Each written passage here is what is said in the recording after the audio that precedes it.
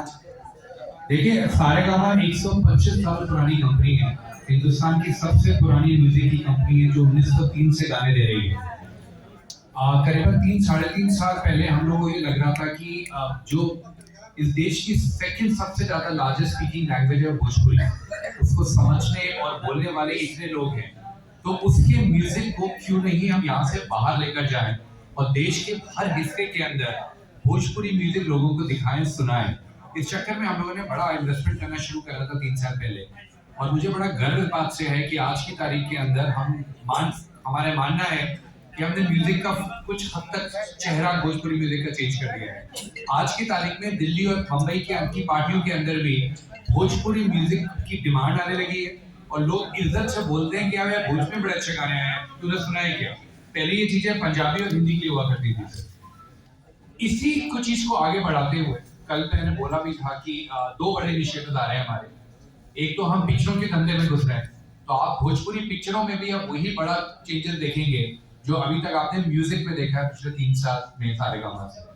और दूसरी चीज, अगर मुझे भोजपुरी म्यूजिक को ऊपर लेकर जाना है तो जरूरी ये नहीं है कि सिर्फ सारेगामा के गानों को ऊपर लेके जाया जाए। अब कल्लू जी जा रहे हैं अपने चैनल पे भी बहुत बढ़िया बढ़िया गाने लॉन्च करते हैं ये, तो हमारा कहना था कि जो टॉप के परफॉर्मर्स हैं हम उनके साथ डिस्ट्रीब्यूशन पार्टनरशिप में आएंगे। मतलब क्या हुआ, गाने इनके रहेंगे, गाने हमारे नहीं है, ये इनके गाने हैं, ये बनाएंगे, पर जिम्मेदारी हम उठाएंगे कि इन गानों को देश और विदेश के हर हिस्से में ले जाएं, हम मार्केट करें इसको हम, और इससे फिर पैसा इतना बने कि ये और गानों के अंदर इन्वेस्ट कर सकें। तो ये बड़ी पार्टनरशिप है। हम कई सारे लोगों के साथ ये पार्टनरशिप शुरू करेंगे, पर पूरे देश में पहली बार ये पार्टनरशिप सारेगामा अगर कर रहा है तो कल्लू म्यूजिक वर्ल्ड के साथ कर रहा है। बहुत गर्व है इस बात का।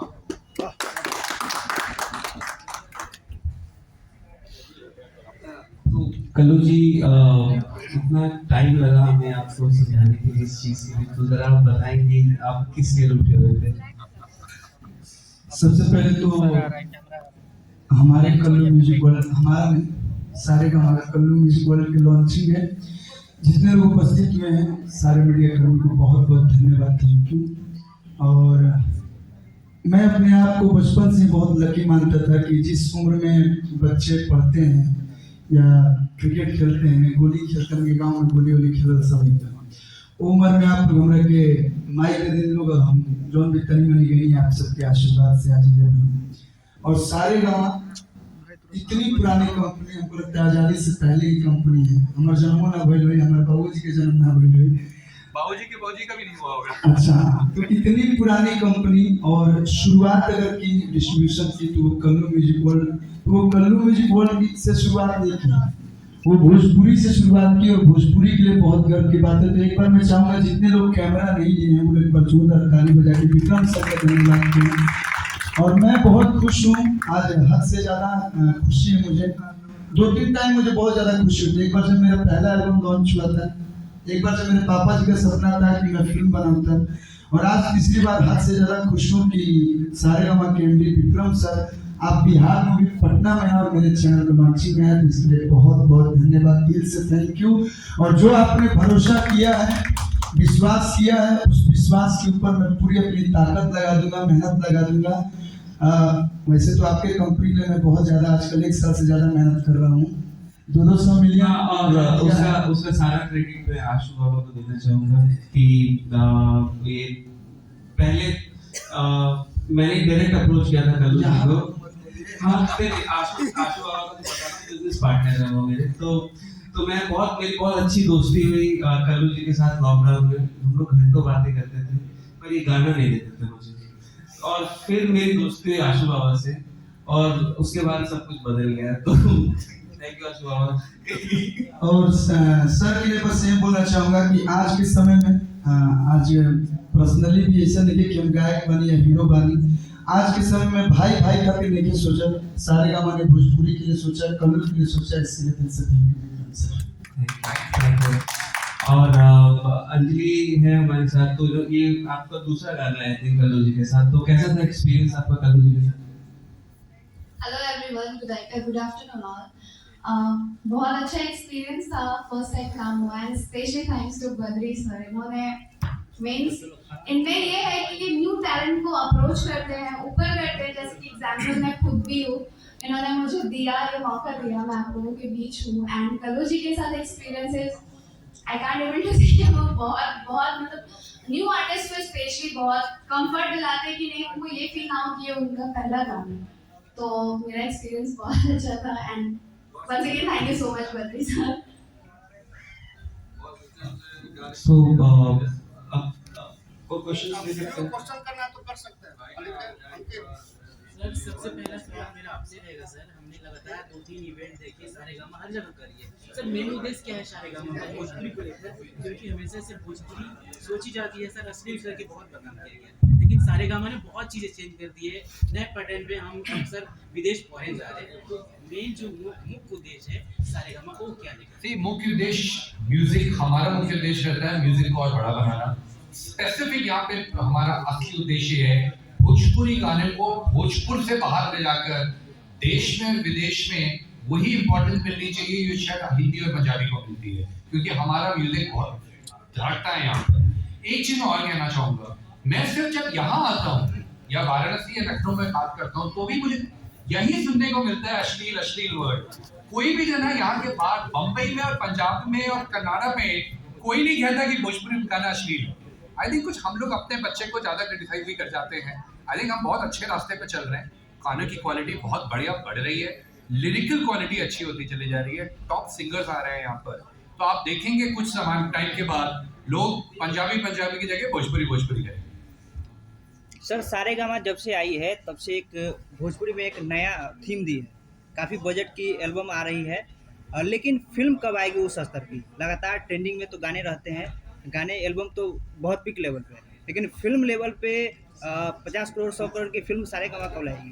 देखिए, अगर सिर्फ पैसा पी के काम हो जाता तो और भी बहुत सारी कंपनियां बहुत कुछ कर लेती। पैसे से सिर्फ कुछ नहीं होता, पैसे की जरूरत होती है और उसमें बहुत कुछ जाता है गाने को बढ़िया बनाने में। वही है, माँ से पूछिए खाना बनाने में सबसे महंगे इंग्रेडिएंट डालते हैं वो, तो खाना अच्छा बन जाएगा कि नहीं बनेगा?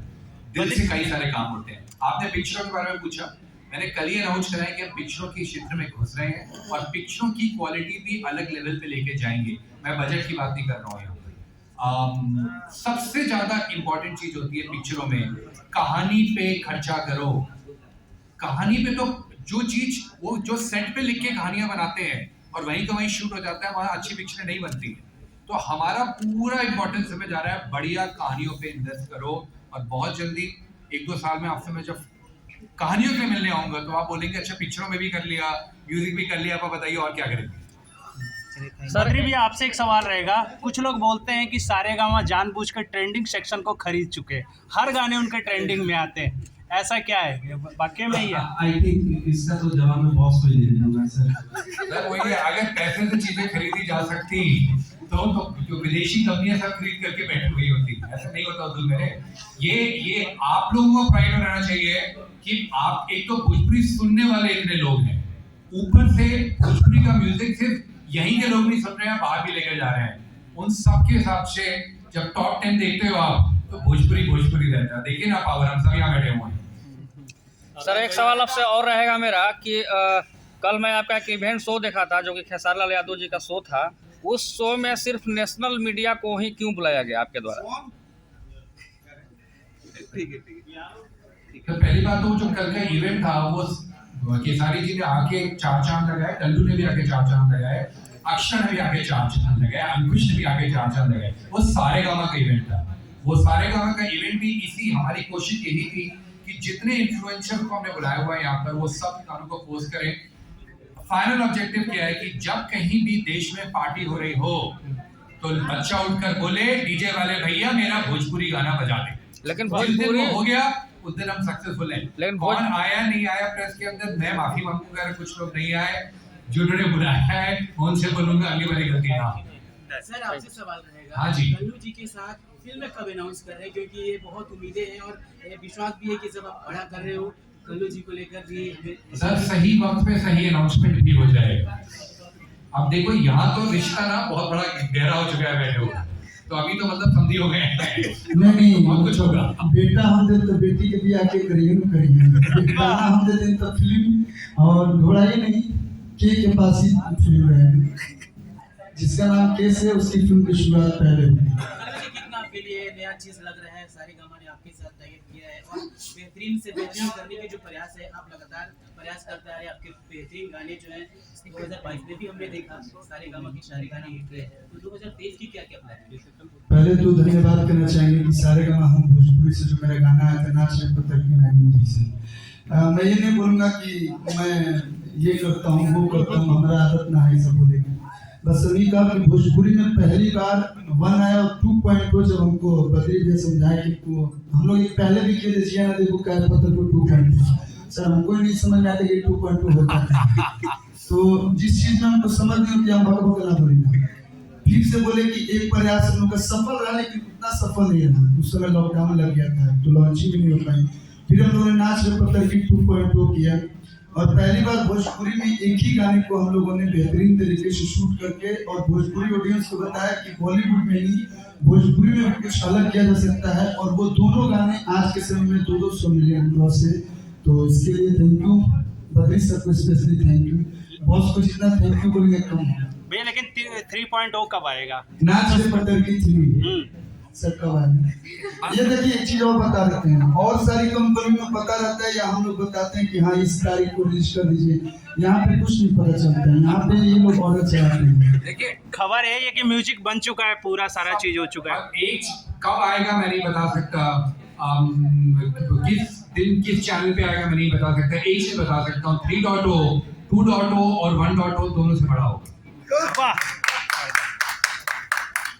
थोड़ा सा गाना गुनगुना दो। सर बहुत लोग बॉलीवुड के सिंगर और एक्ट्रेस के साथ कोलैब कर रहे हैं, आपका कोई ऐसा प्लान?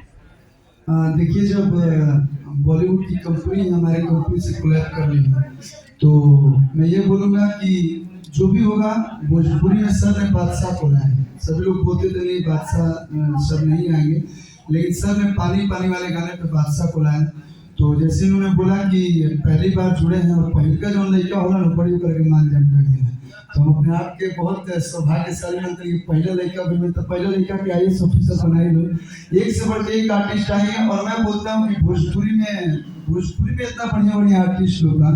सारे गाना हम भोजपुरी आप खोल के देखिएगा, हम लोग जमशेदपुर जब शूट करते हैं झारखंड में तो जितने भी नए नए आर्टिस्ट होते हैं उन लोग को हम लोग बुलाते हैं और बाकायदा रिहर्सल होता है।